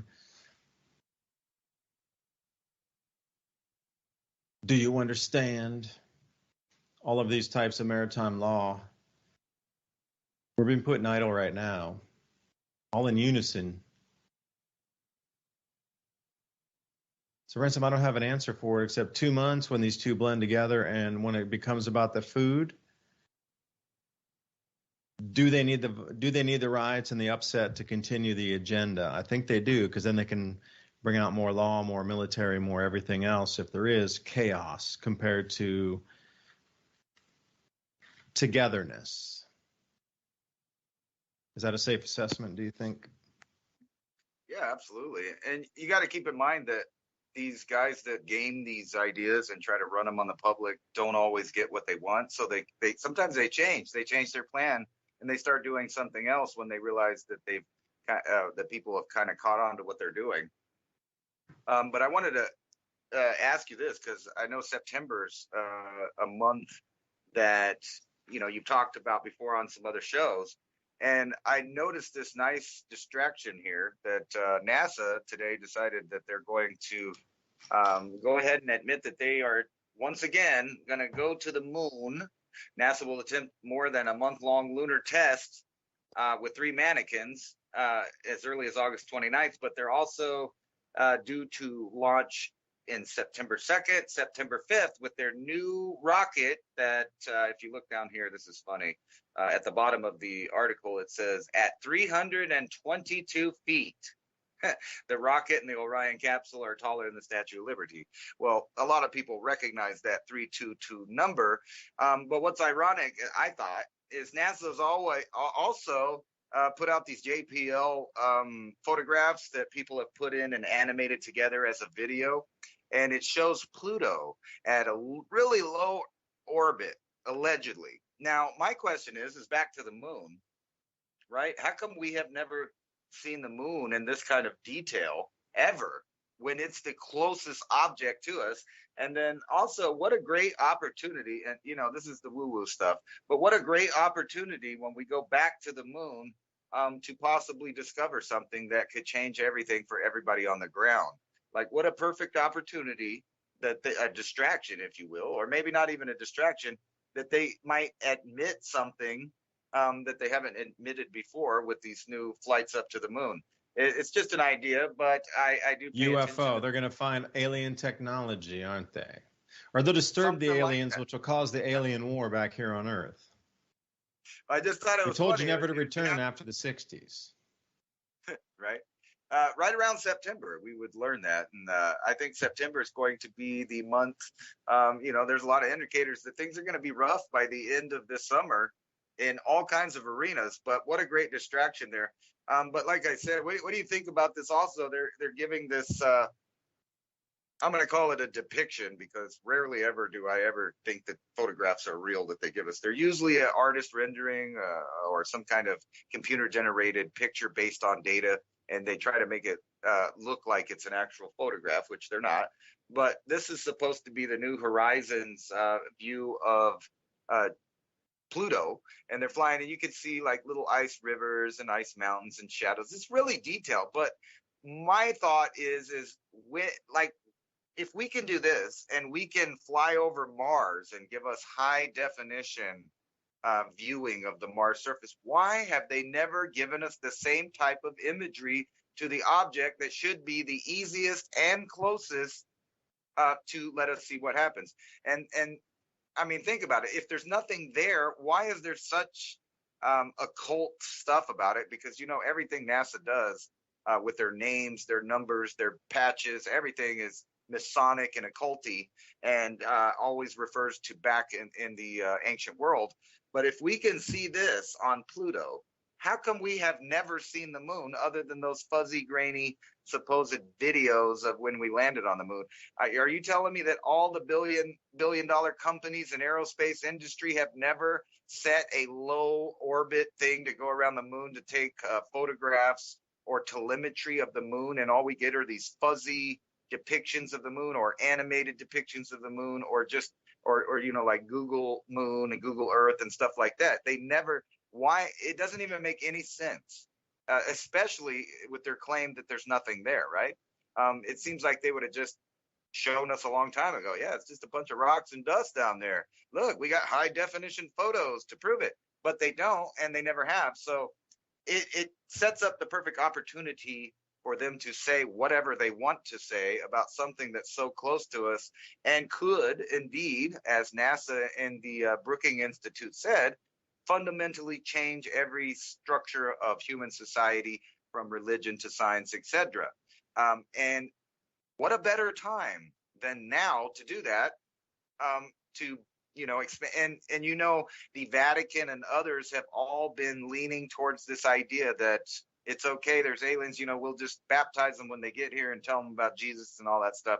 And these are people that for 1,000 years or more wouldn't accept people making tea from herbs and stuff. These are the guys this is the institution that burned people at the stake because they didn't understand what they were doing, or they did understand and they didn't want other people to have any kind of other directions of belief or spirituality. And now they're telling us, no, it's no big deal. I'm sure there is aliens, and if they come, we'll just integrate them right in, no problem. And then you got NASA going back to the moon. And like I said, there was people in the aerospace industry that are kind of whistleblowing that there's some kind of shenanigans about to happen. So I think all this is leading to a head. And remember, they have several scenarios they can play. If they decide they're not ready for that yet, they might let just famine go for a year or two, or a decade, or war go for a decade, and keeping people out of the realm of expanding their spirituality and realizing simple truths that you can take care of yourself better on the planet Earth than any government could. You can grow better food than they can give you. You can breathe cleaner air and have a cleaner environment around you, at least, without their help. That's really a thing important that you said earlier, is they've always needed us, always, up until about now, I think. But we have never needed them.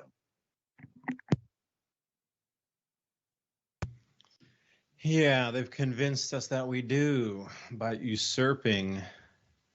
They're able to do it because we don't resist. The minute we resist, they're going to fight out. It stops. That's all you have to do. But what's that awareness going to be? Now, see, there's one of two things with your comment about the moon. I always had questioned that myself. And no, not in a woo-woo way that all the images were fake or something. Nothing like that. Just the very idea that we ran up to the moon in 3 days, and they put a rover up there, and they took all these photos. They had people up there in these big ass suits that I don't even know how their fingers could even press buttons, because it made no sense how the fingers on the suits could even press any buttons. But beyond those facts, just the mere fact that we never went back after that time. Like, you're talking about the 1960s, and everything that we've ever done, ever, except that one thing right there, we've never done again. Go to the Arctic, go deeper in the Arctic. Go in the ocean, go deepest. Go to the deepest. We're going to the Marianas Trench. Okay, we've already explored the whole thing, mapped it, Climbing Mount Everest, it was one or two people. Now it's like they're taking tour guide trips up there, and you can just book a trip and go to the top of Everest, climb up, climb down, and have fun, if you don't freeze to death. But everything we've ever done in the middle of the deserts, the satellite imagery, explorations, every time we do it, it gets better. And what do you think LIDAR, radar come in, where we see all these old civilization buildings and cities, foundations ruined under jungles and deserts? Well, that technology got better and better, and it always gets better. Everything gets better. There's never one time where it goes back and, nope, we don't want to see the ocean anymore. We went down there once before, but we can't do it again. We don't want to do it again. Nobody ever wants to do it. In the last 50 years, nobody ever wanted to go to the bottom of the ocean, get in a submarine, and see the Marianas Trench. In 50 years, not even one person wanted to go back. Come on. That's what they're trying to tell you. And see, for me, that never made any sense. Like, why wouldn't they why, if it was that easy? And then I started to learn about Van Allen radiation belts and how thick capsules would have to be for you to transit through that. And that's what got me onto the electrogravitics thing, is because if you had anti-gravity technology, the hull wouldn't matter how thick it was or how heavy it was, because it's anti-gravity, which it means it weighs zero when obviously the propulsion system's running. So you could have 6 foot, 10 foot thick lead on your hull and it wouldn't matter. But trying to, shoot a rocket up there with thin aluminum going through the Van Allen radiation belts, I'm like, really? But if you had 5 feet of, like I say, lead on the outside of your craft, and you were going with the electrogravitics as your propulsion system, quite a bit different. So I am saying with the moon, that was my whole rant on the moon, because those two things never made sense to me. And now the science of our human brain can't handle going through the Van Allen radiation belt. It can't. Physiologically, you would die if you went through that thing. And here the astronauts are supposedly going through, came back, razor thin, like hardly any aluminum. It's almost dented like a tin can, and you put your finger in, it leaves a mark there. That kind of hull to get you through the outer atmosphere and then up to Mars or to the moon and back. So here's what I think might happen here, Ransom, if they're going to go up to the moon, and this is the thing on the headlines. They will find something new on the moon, new technology, or they'll find an underground base, or they'll find a cave full of something from previous star travelers, and that will be the electrogravitics that Tesla invented 100 and some years ago. Or Schauberger with the water vortices, or some kind of technology, something like this. Wireless power, Tesla technology, Marconi, Tesla, Brown, these kind of people, technologies found in a superior form on the moon. And we'll bring that back. And somehow society will restart because we have all this new tech for free power. And all that debt that was out there just gets completely removed down to zero, or else we're going to have to fight a world war and all this thing. We need to remove all the debt for everybody, and then we start from zero, but hey, we got all this new tech. Or, like we talked about last week, Ransom, which I was waiting to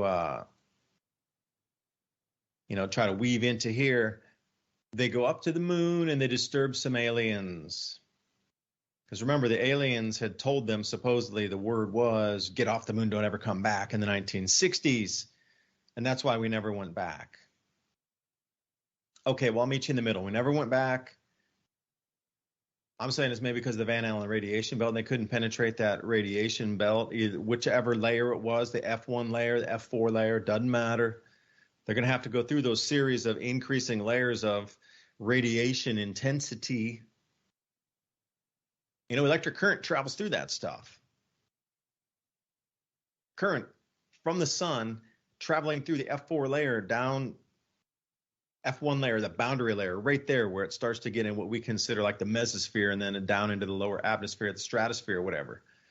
That whole boundary layer right there, that's electrified through each of those layers like a layer cake going up. And each one of those is successfully more intense in the radiation and obviously the effect on the human body. So the story was, that was it. They went up to the moon. They disturbed some aliens, whatever, extraterrestrials that had a base on the moon, and they said, get out of here, don't ever come back. You come back, and there's going to be an interplanetary war. If you do, you'll be destroyed from above, the Death Star, whatever, something like that. Now, what if we were going into a world war, and all sides were poised here on Earth, as in like, the West versus whatever, all ready to pull the trigger in like 3, 2, 1, oh, and then all of a sudden they disturb the aliens and then they come down to invade Earth, but all the armies are ready. But then, of course, we're going to battle these aliens, then we're going to destroy them somehow, even though they have superior technology. And then because they're all destroyed, we get to keep their technology. But it's the same technology of either you find it on the moon and you give it away for free, or you go through the whole stage play of sending up there, disturb the aliens, they come down, we're going to go to a world war, aliens come, we all fight them, and then they would destroy them, and then we get their technology. It's going to be one of those weird things that direction, but it involves the moon. Watch for it. Watch for it, Ransom. I was kind of wondering because I looked at this sunspot thing now because I'm going to start comparing everything on the graphs all the time when I find out dates and stuff.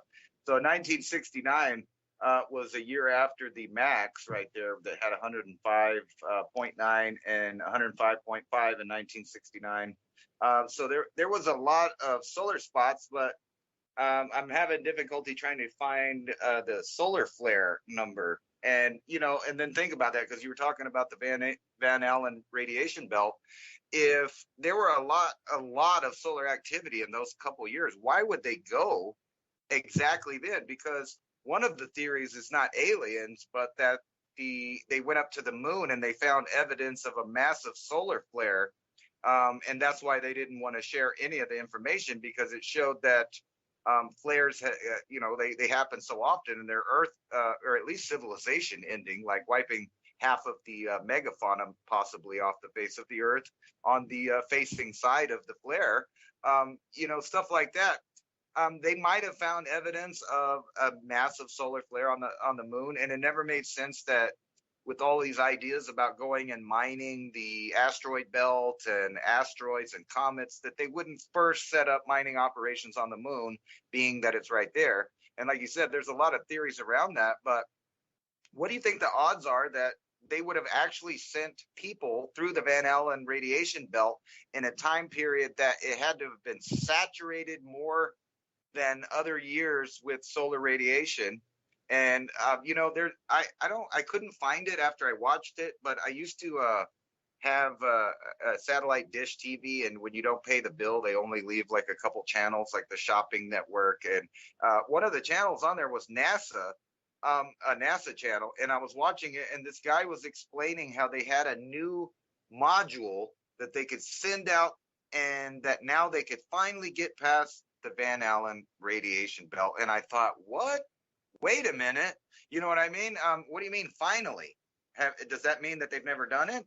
So a lot of questions come up with that the most interface object in space that we're most associated with throughout history, the moon, is something that they seem little interested in. They're more interested in the planets beyond, Mars or Mercury.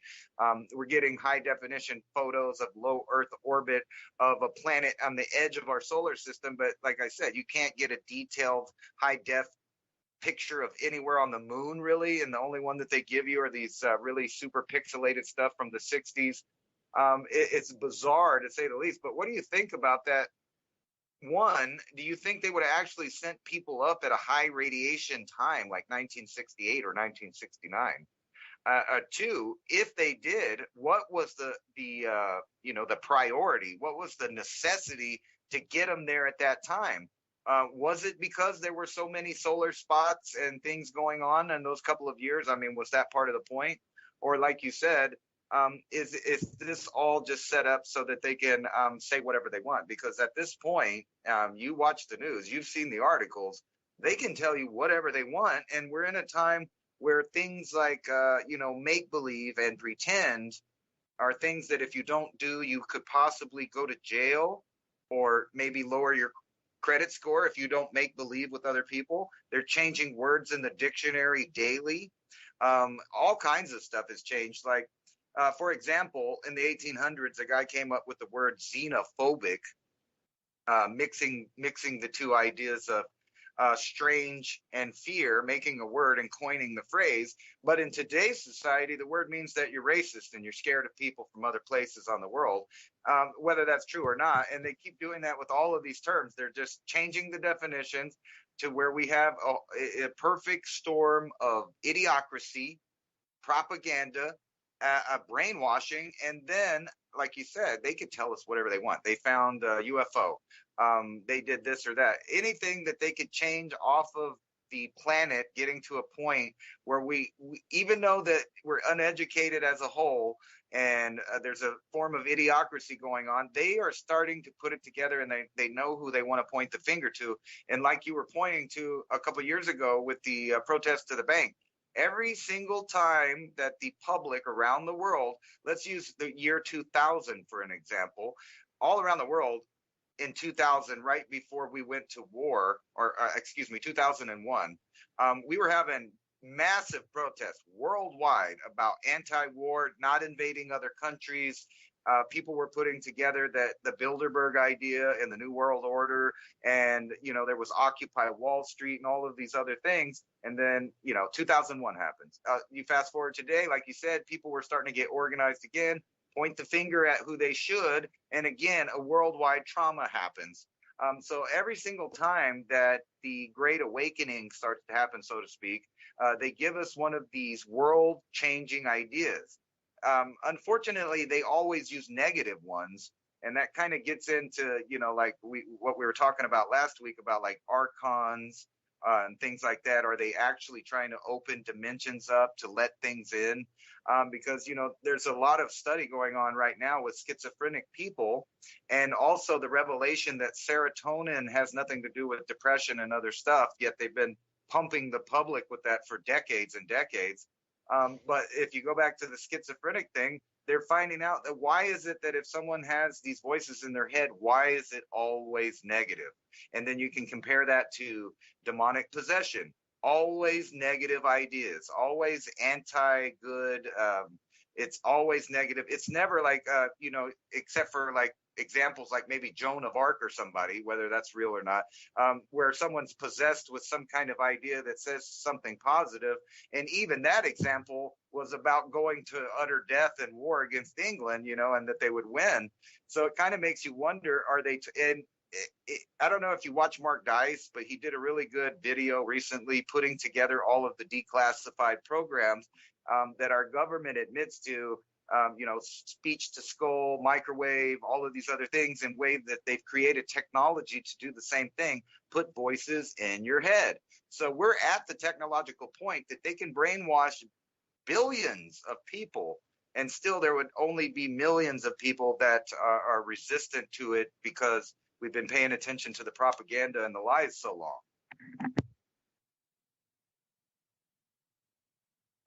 Yeah, I guess I want to respond to those astronauts again, because I could make an equivalent to what you described.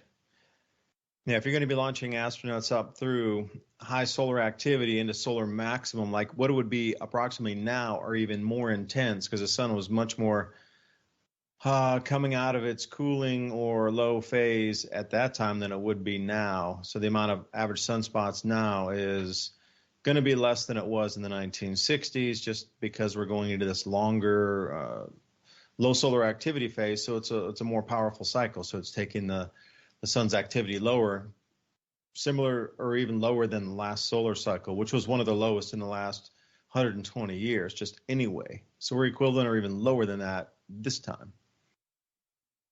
Even with that being said, you would not want to launch astronauts right now with all the solar radiation, coronal mass ejections, all those layers around our Earth, they're still charged even though our magnetic field's moving around and behaving strangely. But that would be the equivalent of launching ships in the middle of the hurricane season and sending them out into the middle of the Caribbean in the middle of hurricane season. There's a chance that when you send them in there, a hurricane would be in the middle of hurricane season in the Caribbean or in the Atlantic somewhere. It's the same exact thing. Like, it must have been super urgent.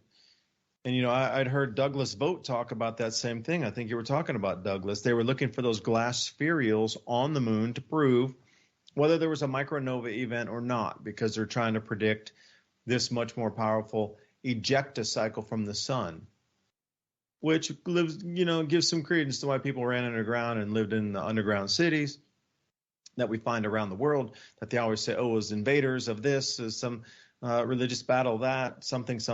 It's never about there was a cosmic bombardment, so they hid underground for however many years, and then they pop back out and then restarted our civilization. We got the ruins around the planet. I don't care where you go to. There are underground cities everywhere.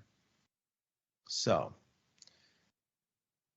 just seems to be either the excuse, or I can't get it why they need to go back there right this second. See, it plays right into something about a way to heal the earth, bringing the new technologies. They keep talking about all these new things, this new era. So going to the moon has to be connected to bringing the new era in, whatever form that takes. Perhaps they'll be passing through one of the F layers, and then some piece of equipment in their spaceship starts to work, and they're like, whoa, we can get power from the air wirelessly. Wow. Just like Tesla. Wow. Or something ridiculous like this. But then there'll still be controls on it, and there will be meters on it. This will not be given for free. And if you protest, perhaps we'll get one of those little robot dogs, the gun out that Ransom talked about an hour ago.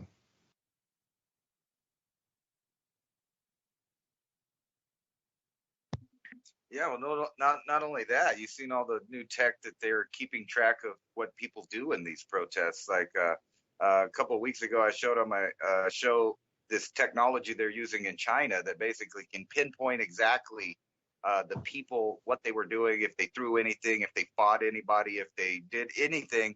And then I want to tie that to the manual that they give out with Homeland Security and some of the military on how to deal with protesters. And they have made a science out of this, that they find the leaders of the group.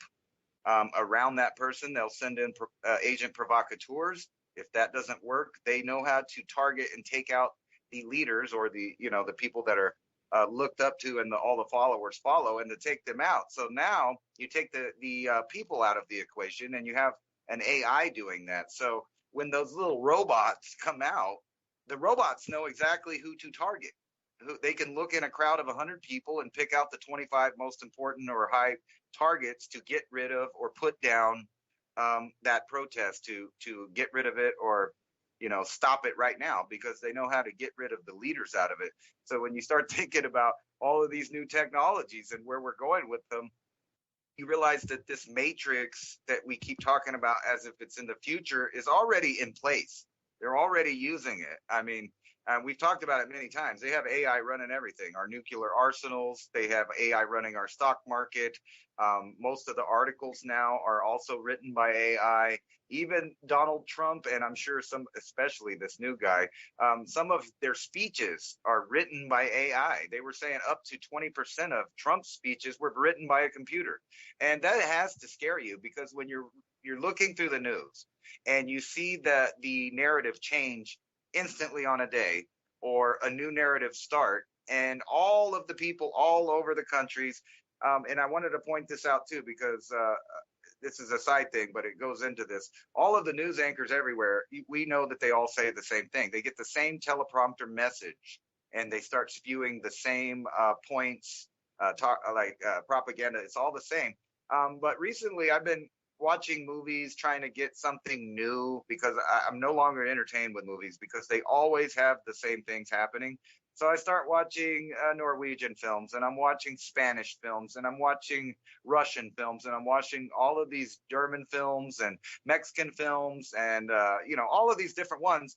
And I noticed that there is a pattern in every single one of the main movies that they're pushing out, and that is in some different theme, whether it be robots, supernatural, whatever it is, aliens. People on Earth are always trying to open a doorway to another place to let things in to our reality or to where we live. And I mean, like, it doesn't matter which you go. You can go whether it's a show about vampires, whether it's a show about aliens, whether it's a show about AI, the same exact scenario is happening in these movies. And it makes you wonder, why can't they come up with something new? Well, the reason is because they're not trying. They're trying to send you a specific message, a predictive programming, the key word there, so that you're susceptible and ready for any idea that the other side of the brainwashing puts out. So the news headlines are always going along with the movies. The sci-fi movies always talk about real technology that is being used in the world right now. And there's any number of them. There's like a German film show called Dark that's about a nuclear plant that opens up a gateway to other dimensions and other times. And then you got on and on. Resident Evil, take your pick, any genre. They're all saying the same thing. Well, I would say with the changing electromagnetic field on our planet and our Earth's magnetic field going into a polar wander stage of our magnetic field lifespan or shelf life for this time around until it resets and strengthens again, as well as the sun, after it resets through this great cycle that we're in. During this time, as we move through these energetic changes, your frequency that you can see and your visual frequency will change along with your audio or audible frequencies, what you can hear. So if you start hearing things or seeing things, maybe that's a state change that you're in tune with and vibrating. So things will come into visual spectrum that you would never, that were invisible before, literally invisible. They were just outside your light spectrum or your light acuity. And then this new magnetic field and new energies from the sun and our solar system, you're suddenly able to see cryptids or other things that you're talking about, these beings, if you will, whether they be from a different dimension, opening a portal in the dimension. Are they talking about magnetic fields on the sun? And look for the changes that you might see with your bodies, your minds, your eyes, your ears. The world is waking up. Thanks for listening. David DuByne signing off. Ransom, Godwin signing off. Thanks. See you next week. Bye.